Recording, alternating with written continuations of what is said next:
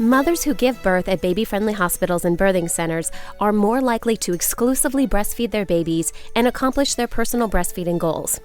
What does it mean to be baby-friendly? And why is this distinction so important for you when choosing where to deliver your baby? This is Preggie Pals, episode 52. Is that a plus sign? Pink or blue? Hospital or home birth? What type of food should I be eating? I think I just peed myself. I'm pregnant, and I have to exercise. What pregnancy glow? Wait, was that a contraction? Gotta make these pants fit. I've got kinkles. What do you mean there's more than one? You've got the symptoms, and now you've got the support you need for a happy 9 months. This is Preggie Pals, your pregnancy, your way. Welcome to Preggie Pals, broadcasting from the Birth Education Center of San Diego. Preggie Pals is your weekly online on-the-go support group for expecting parents and those hoping to become pregnant. I'm your host, Sunny Colt. Have you joined our Preggie Pals Club? Our members get all of our archived episodes, bonus content after each new show, plus special giveaways and discounts. You'll also get a free subscription to Pregnancy Magazine. Visit our website, preggiepals.com, to sign up. That's also where you can subscribe to our free monthly newsletter. Each month, we'll select one lucky subscriber for a free 1-month subscription to our Preggie Pals Club, and you could be next. All right, we have a question from one of our listeners. This comes from Michelle. Michelle lives in Los Angeles, and this is for Dr. Donishman, our perinatologist. She says, my sister recently gave birth to a baby girl at 30 weeks. The baby seems to be doing fine, but her sister and brother-in-law are having a tough time watching their baby go through this. Obviously, the baby's still developing.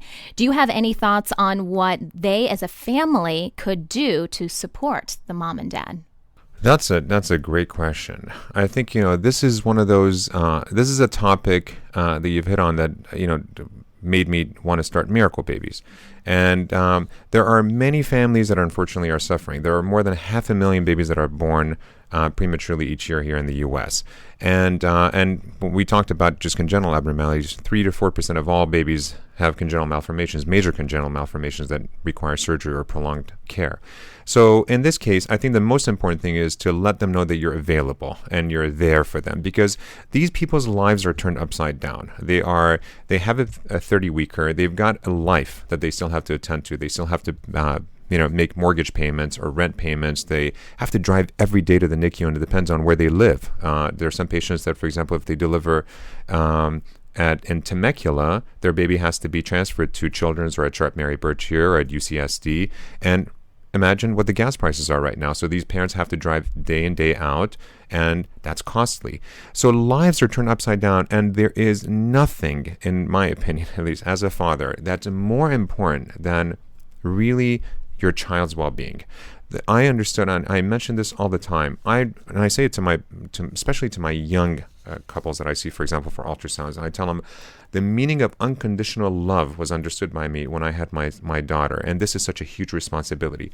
So when you're told your baby has all these potential complications that can happen, and there's no really. Can't go to a fortune teller and have him tell you, oh, this is what's going to happen to your child. There are all these complications that can happen. Your baby can have cerebral palsy, could have bleeds in the head, could have developmental delays. How do parents take that? So they have to deal with that, and also all of life's requirements. So be there for them. Offer help, extend help. If you can fundraise for them. However way you can get that mom and dad to be able to only focus on their child and take away all the other problems for them. That's the best way to be there for them. I mean, that's the best thing you can do. And also talk to the hospital social worker. There are other facilities that can help. And but really, again, the key is allow that parent to focus only on their child and take away everything else that you can.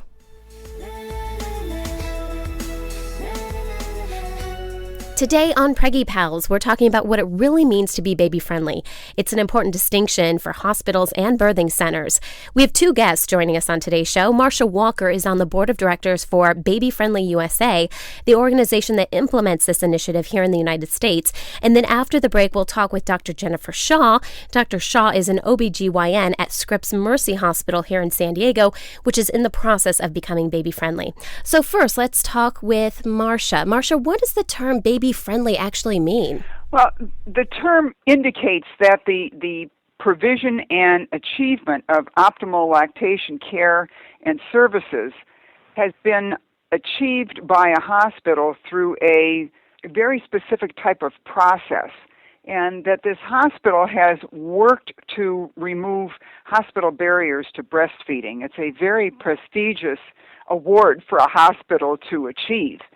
And mothers and families who have their baby at a hospital like that are assured that the breastfeeding help that they get is free of commercial interest, that is evidence-based, and that they can be somewhat confident that they are going to get the information they need to not only start breastfeeding, but to be able to continue breastfeeding both within the hospital and, of course, after their discharge. So why is the Baby Friendly Hospital Initiative, why is it needed? When was it created, and what's the purpose behind it?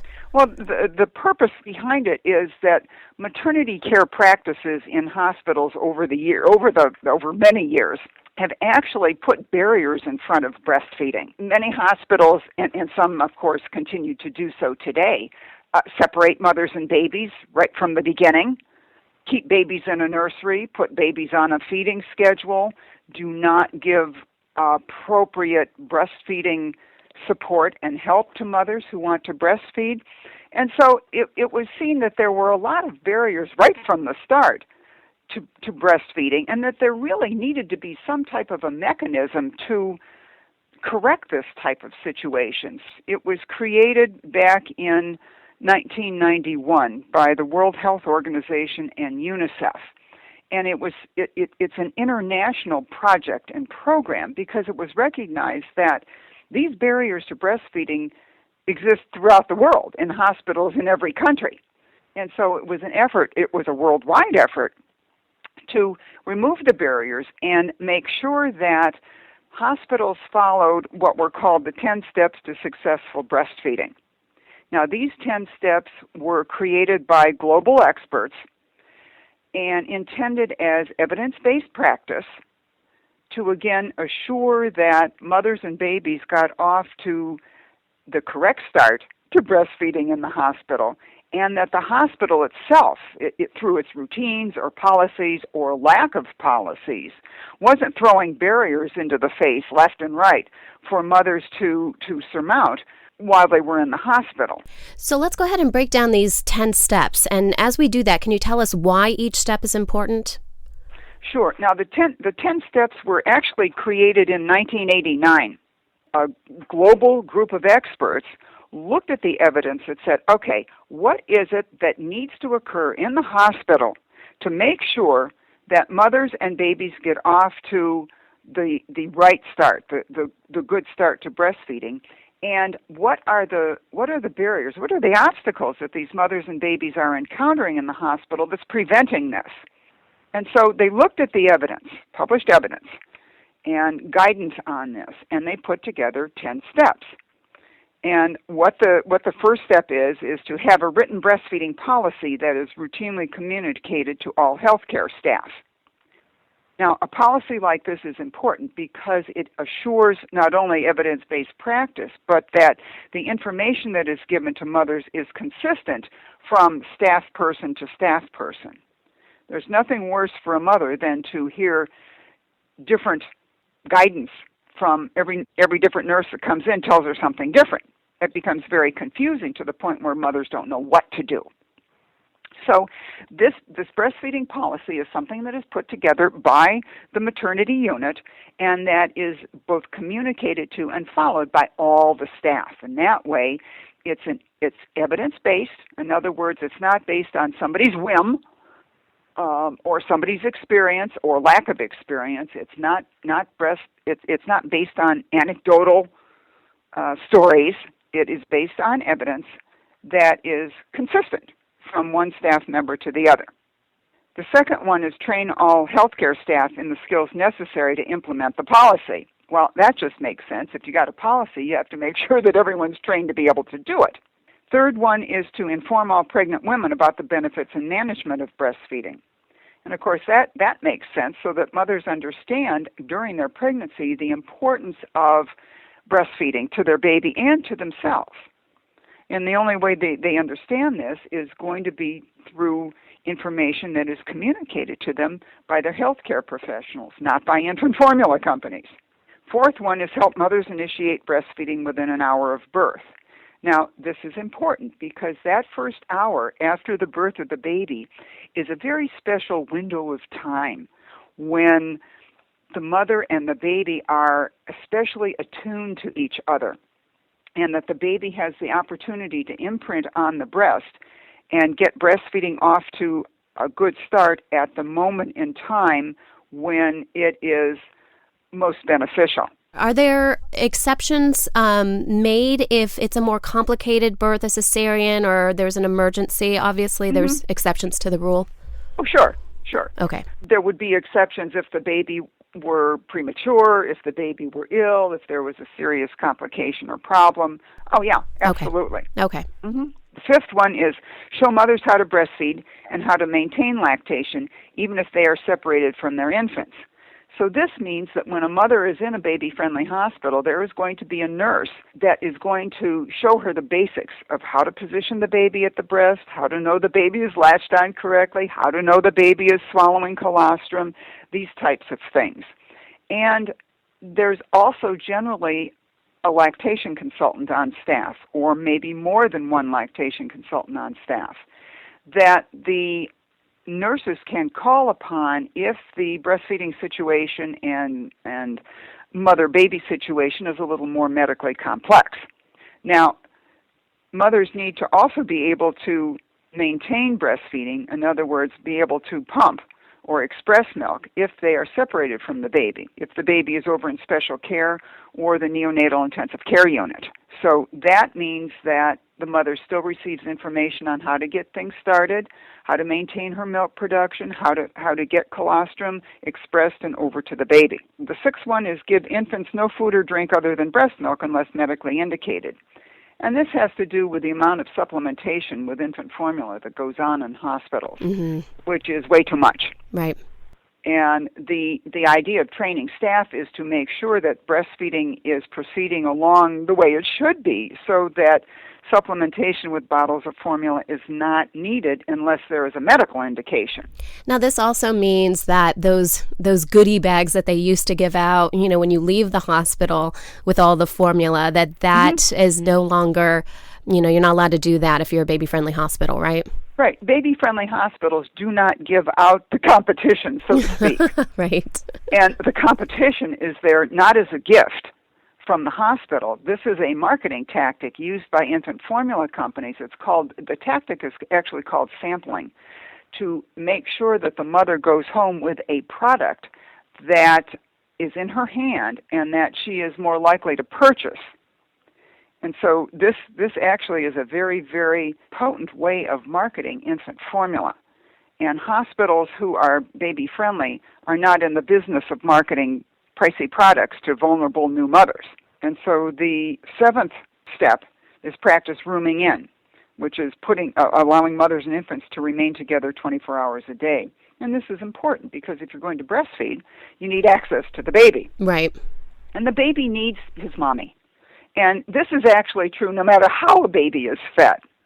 And again, evidence shows that when the baby is kept on the mother's chest, skin to skin with the mom, that the baby maintains his temperature better, he doesn't get chilled, maintains his blood glucose levels better, in other words, his blood sugars don't drop, the baby doesn't cry, and the baby now knows that, this is mommy. I can hear her heartbeat. I can feel how she's keeping me warm. And, oh, by the way, look what I see. I think that's where my food comes from. Right. And so there they go. Right. And the idea of practicing rooming in means that the mother has the opportunity to learn about her new baby, learn the feeding cues of the baby, learn how to position the baby at the breast, this type of thing. She cannot do that if the baby is 30 feet away in a plastic box in a nursery. The other thing is, the mother puts antibodies into her colostrum and milk to things to which she and her baby are exposed. So she has a fabulous way of protecting her baby from all the germs and nasty things, all the pathogens that circulate in a hospital. because she and the baby are both exposed to it. Now, if the baby is separated from her down in a nursery, she's not exposed to the pathogens down there and can't protect her baby from those. Wow, that's a really good point. Step number 8 is encourage breastfeeding on demand. Well, this just makes sense. Rather than putting the baby on some type of artificial schedule, what this step is pointing out to mothers and staff is that the baby knows when he's hungry, the baby knows when she wants to feed, and we want to feed the baby when the baby is available, behaviorally available to feed, when the baby is showing feeding cues. And it turns out when the babies are breastfed that way, they get plenty of colostrum, they are well fed, the mother begins to understand, oh, that's when I need to feed the baby, when he does this, that, or the other thing.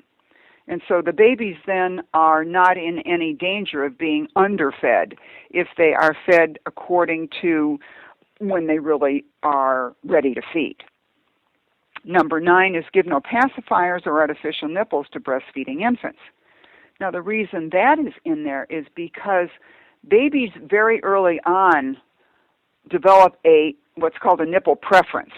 In other words, when they imprint on the human nipple, that's what they understand is going to be the source of their food. If they imprint on an artificial nipple is very, very different. A pacifier or a bottle nipple is very different than the breast. It is a long, rigid, hard object that is inserted into their mouth. The breast is not. The nipple and areola on a breast are drawn into the baby's mouth by the baby himself. And that is a huge difference between the two methods of feeding.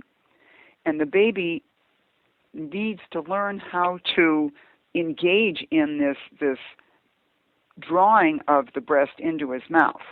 And if we program that baby to expect a rigid, hard object to go into his mouth is going to conform to that particular object. And then when presented with the breast, there's no way the baby is going to be able to latch onto a breast the way he sucks on an artificial nipple. What about nipple shields? How does that fit into this? Well, nipple shields cover the nipple with a more rigid projection. And those are actually very good tools to use, but only in special situations.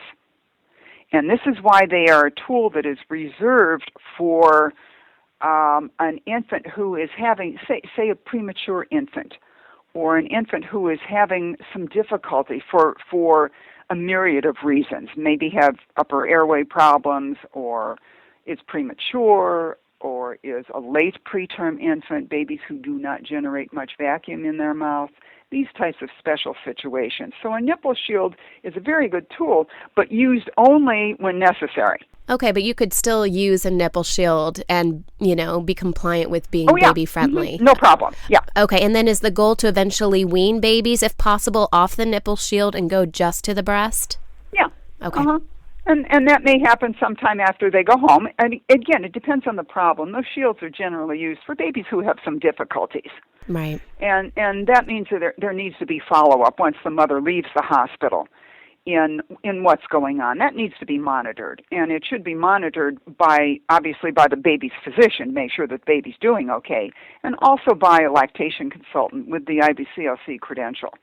So that is something, that's a special situation, but it does not preclude the hospital from attaining the baby-friendly designation.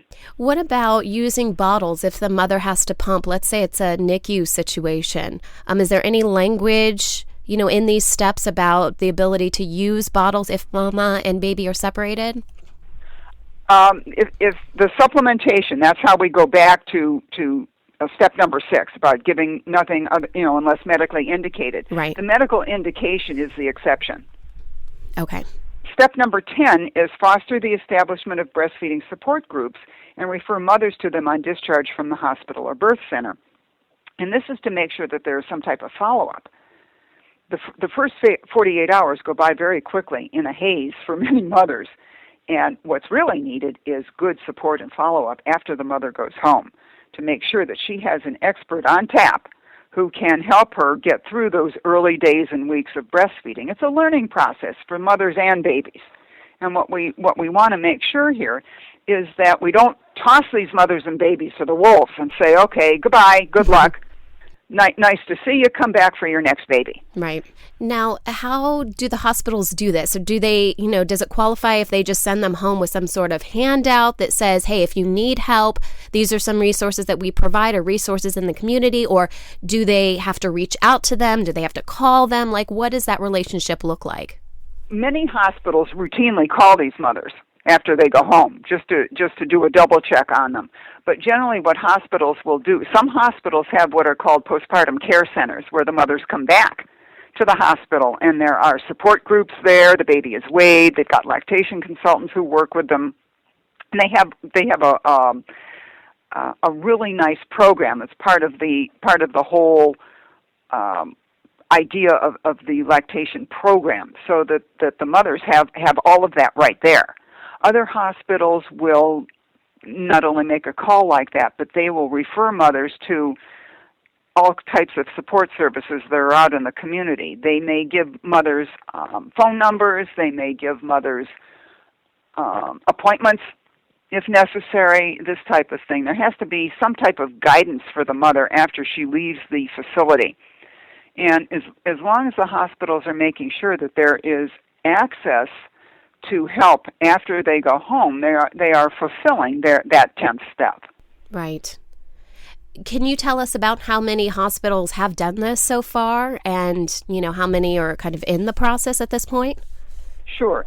In the U.S., there is probably approximately 3,300 hospitals who provide birthing services. Okay. Of those, there are 157 hospitals who have been designated as baby-friendly. Now, in the whole pipeline, those 157 hospitals and all of the other ones who are now working on this, there are approximately 785. So there's lots of hospitals that are working on earning that designation of baby-friendly, and everyone needs to be congratulated. The ones with the designation and every single hospital that is working hard on this should be congratulated on making such a commitment to the mothers and babies entrusted to their care. The mission of these hospitals is to provide health services, and I can't think of a better service to provide right from the outset of life than earning that baby-friendly designation. Well, Marcia, thank you so much for being on our show today and providing this great information for our listeners. When we come back, we'll be talking with Dr. Jennifer Shaw, whose hospital is in the process of becoming baby-friendly.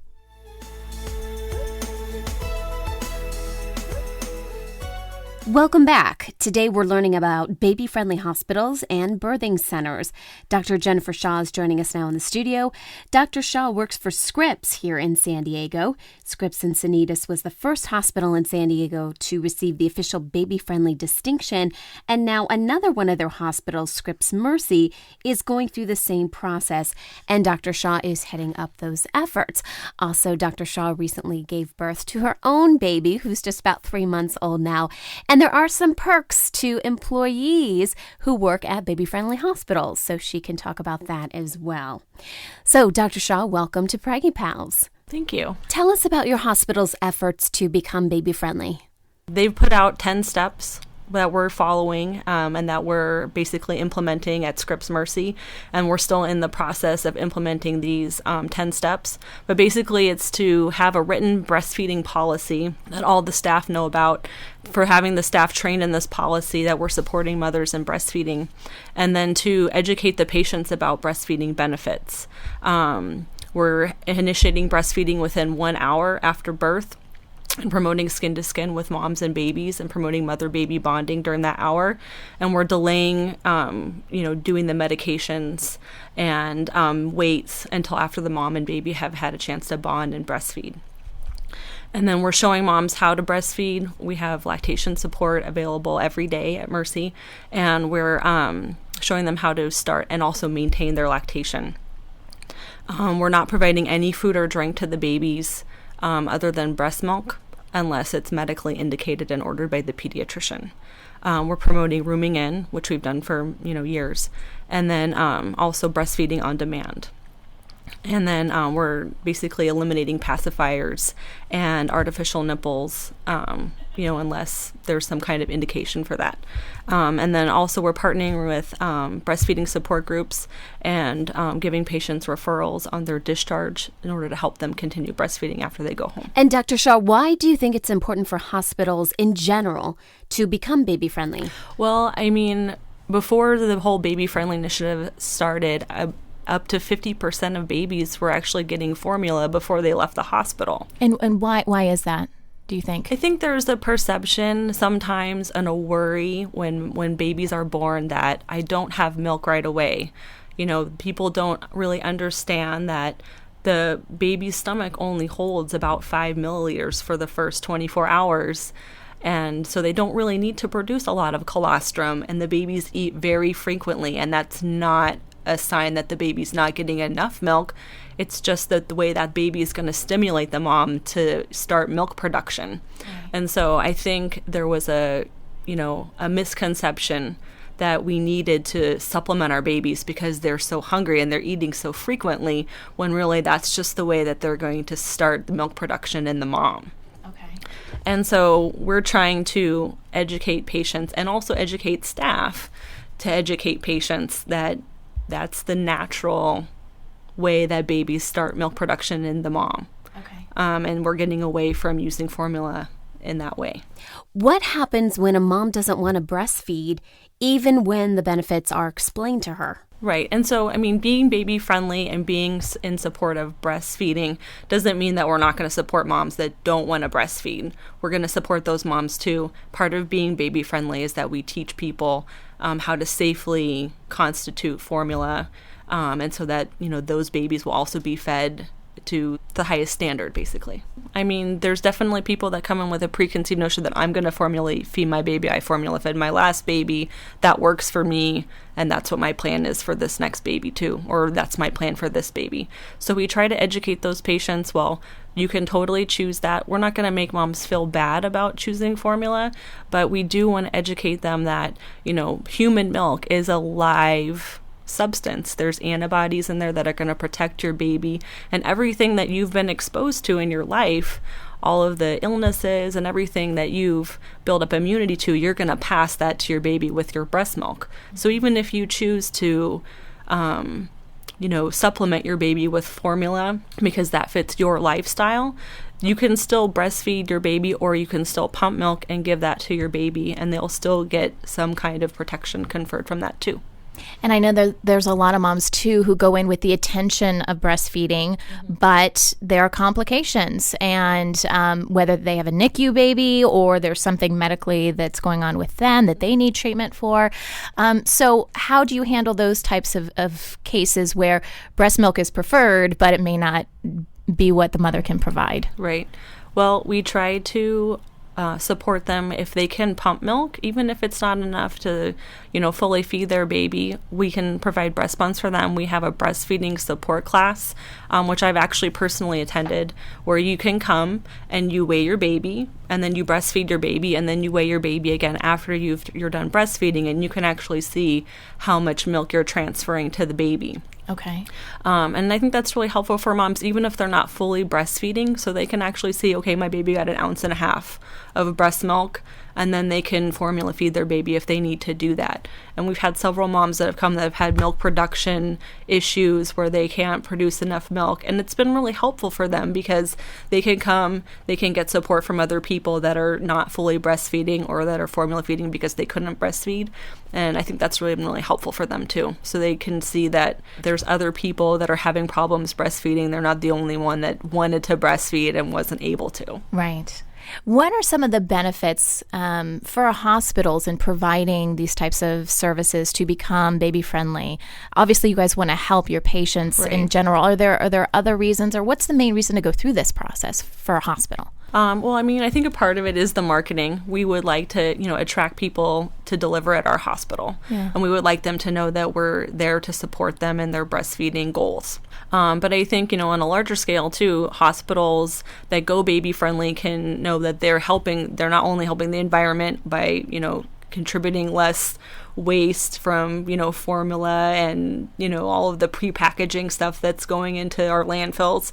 But we're also helping moms be healthier. We're helping babies be healthier. We're reducing healthcare costs on a whole.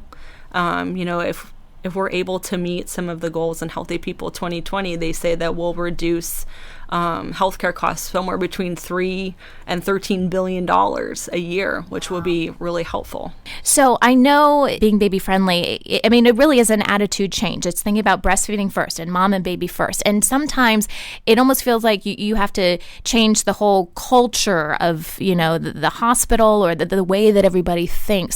So how has that process been for you guys? Is that a hard thing to accomplish? Has everyone been kind of on board and ready to go and all for it? Or tell us about that.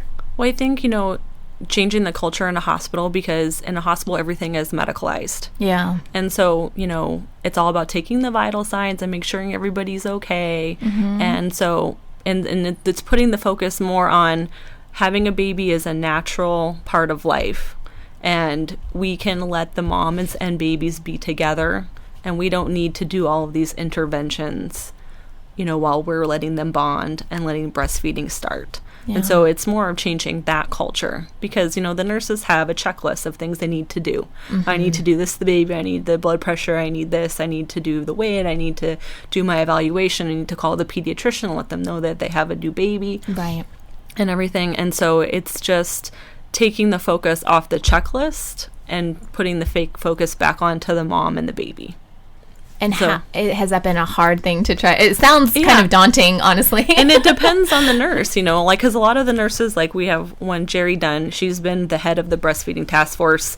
So she's been, leading the meetings and educating her colleagues and everything. And so, there's definitely been nurses who are like, well, we should have been doing this all along, or they've always practiced that way. But then there's other staff members who may, be more pro formula, and we all carry our certain biases. Yeah. So it's, it's more of like helping people realize that, we want to promote breastfeeding. And this is how we're going to do it. Okay, so one of the things that I think is interesting about being baby friendly is if you are a patient, let's say you've already had your baby, but you're still breastfeeding, and you need to come in for another treatment, but again, you're breastfeeding, your baby needs to be there, that you are still supportive of that patient's needs as well, even though it's not a patient that just delivered, right? Right. So if any patients or any moms get readmitted to the hospital after the birth of their baby, if the indication for readmission is some kind of infection related to birth, they have a mastitis that they need to be in the hospital for, we try to hospitalize those patients on the 3rd floor so that the babies can actually stay with them in their rooms. And then we provide them with a hospital pump if they need that while they're being admitted for whatever reason. If a mom gets readmitted to a medical surgical floor, even if the baby can't stay with her, we'll still have lactation come and see her. We still provide her with a hospital pump so that she can pump while she was there. And there's very few medications that people are on while they're in the hospital that they cannot breastfeed while they're taking those medications. So we provide education, related to the medications that they're taking, if they can still breastfeed, and then we have them pump and save that milk. And we have places in the hospital where we can store the milk until it can be picked up by the family. This isn't just about the patients. This is about the employees. And when we're talking about, when thinking about hospitals, that could be hundreds, even thousands of people, And I think it's really interesting because I know you just had your baby 3 months ago. Right. So this is very pertinent to you. What are some of the things that I guess have changed within your hospital to really help, employees as well who might be breastfeeding their babies? Right. So we try to always have available a place where employees can go and pump while they're at work, and they're giving enough break time where they can go and do that. Because we work 12-hour shifts usually on labor and delivery and postpartum, so you really need to pump realistically 3 or 4 times a shift in order to maintain your milk supply. And so we're very into promoting that for our employees so that they can in turn support that for our patients. Okay. I found that it's been very easy for me, being a physician there. I can always find a place to go and pump while I'm working. And I haven't had any problems maintaining, my milk supply for the baby or anything like that. And I might actually oversupply her. So I'll put it in the freezer for later. Yeah, my freezer's pretty full right now. Thanks, Dr. Shaw, for joining us today. If you're listening to this episode and you would like to know if there are hospitals or birthing centers in your area which have the baby-friendly distinction, simply go to babyfriendlyusa.org. They have a section on their website called Find Facilities, and it lists all the hospitals and birthing centers with the full distinction. Of course, there are many facilities, as we mentioned earlier, that are still in the process. So coming up after the show, we're going to talk about what to expect when your hospital or birthing center has not yet received the distinction, but is in the process. Of course, this conversation is just for members of our Preggie Pals Club. If you would like more information about our club, visit PreggiePals.com.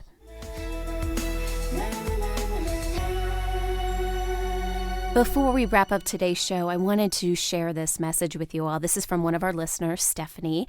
And Stephanie, in this message, tells us why she chose a baby-friendly hospital and how it ended up making a big difference in her situation after her baby was born. My name is Stephanie. I'm in San Diego, California, and I gave birth to my son at UCSD in Hillcrest, and they are baby-friendly, and I am so glad that I went there. I actually ended up changing my insurance coverage in order to be able to go there because I wanted to go somewhere baby-friendly. It turned out that my son needed to be in the hospital for a week after birth. And instead of sending me home after I was discharged, they actually just kept me in the room and called it his room so that they could board me there so that I could still stay with him the whole time. And that really helped with breastfeeding. Everything went wrong with my birth. I had a C-section. He had to be separated from me for 4 hours. Everything went wrong with my birth that could have gone wrong as far as breastfeeding goes. But thanks to being there and having so much support, breastfeeding is going amazingly. And he's now 2 months old and going strong. So I'm so glad that I was at a baby-friendly hospital. UCSD is pretty awesome for that. That wraps up our show for today. We appreciate you listening to Preggie Pals. Don't forget to check out our sister show, Parent Savers, for parents with newborns, infants, and toddlers, and our show, The Boob Group, for moms who breastfeed their babies. Next week, we have a special Mother's Day episode featuring Penny Simpkin, a well-known author and childbirth educator, who will discuss those first few moments after birth. What do moms really need to know? This is Preggie Pals, your pregnancy, your way. This has been a New Mommy Media production. The information and material contained in this episode are presented for educational purposes only. Statements and opinions expressed in this episode are not necessarily those of New Mommy Media and should not be considered facts. Though such information and materials are believed to be accurate, it is not intended to replace or substitute for professional medical advice or care, and should not be used for diagnosing or treating healthcare problem or disease or prescribing any medication. If you have questions or concerns regarding your physical or mental health or the health of your baby, please seek assistance from a qualified healthcare provider.